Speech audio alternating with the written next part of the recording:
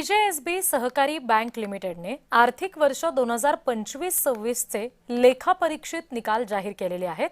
बँकेने आपल्या 54व्या वर्षामध्ये एकूण व्यवसायाचे 25,000 कोटींचे उद्दिष्ट पार केलेले आहे। यामध्ये 16,244 कोटी ठेवी आणि 9,116 कोटी कर्ज वाटपाचा समावेश आहे।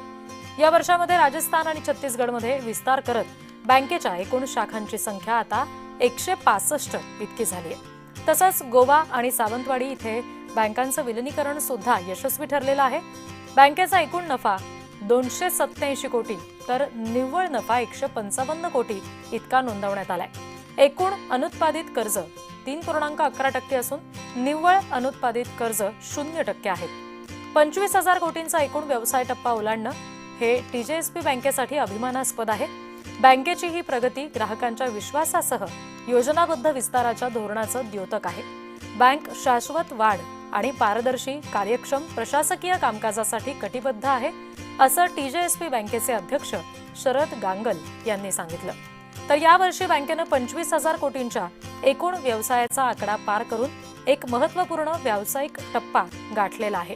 ही माहिती व्यवस्थापकीय संचालक आणि मुख्य कार्यकारी अधिकारी निखिल आरेकर यांनी दिली।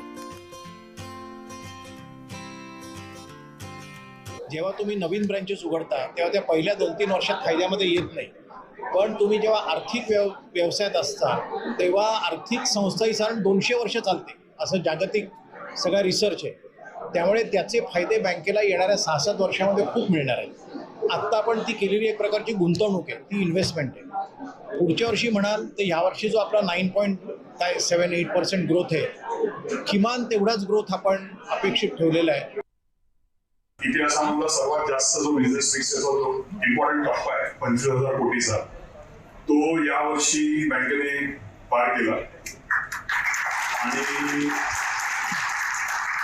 भारतात ज्या कोऑपरेटिव्ह बँका आता रनिंग आहेत किंवा कोऑपरेटिव्ह बँका भारतामध्ये आहेत, तर बिझनेस साईज वाईज आपली टीजेएसबी 4थ्या नंबरवरती येतात। म्हणजे गेल्या वर्षी ती 4थ्या नंबरवरती होती, पण तो 4था नंबर आपण यावर्षी सुद्धा टिकून ठेवलाय।